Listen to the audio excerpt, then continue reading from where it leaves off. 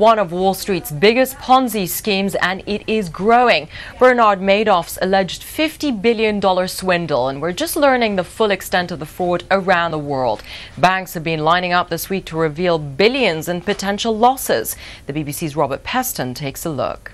Bernie Madoff, the $50 billion man, apparently responsible for the biggest swindle in history. As regulators and police try to make sense of how Madoff defrauded so many of so much, banks all over the world today owned up to how much they stand to lose. Royal Bank of Scotland said its potential loss is £400 million. HSBC is at risk from the scandal to the tune of £668 million. And clients of Santander, owner of the Abbey and Alliance and Leicester, face a hit of more than £2 billion.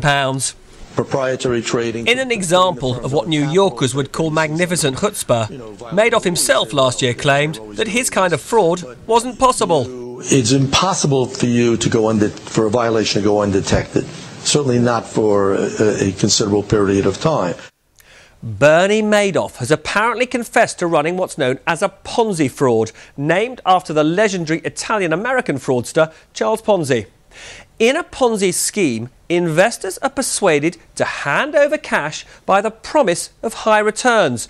But those returns don't come from real investment in shares or property or other assets. They come from simply recycling money received from other investors. Madoff got away with it until lots of investors started to ask for all their money back. Of course, the money wasn't there, and Madoff's firm fell apart.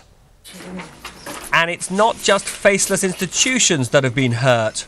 This is what they refer to as the golden years, where you retire and you try and enjoy life, and then you get wiped out in 48 hours. How did Bernie Madoff pull the wool over investors' eyes?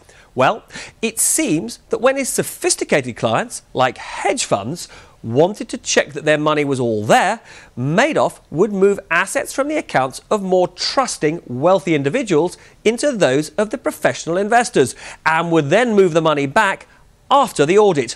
It was a game of pass the parcel involving billions of dollars, which regulators somehow failed to spot.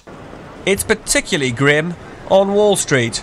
Not only has he been arrested and will go to jail, certainly, but a lot of people are going to start looking at their own hedge funds and say, well, maybe I shouldn't be here. Madoff's mayhem has struck fear into hedge funds controlling $1.5 trillion of investors' money, because the Madoff losses may prompt investors to ask for their money back.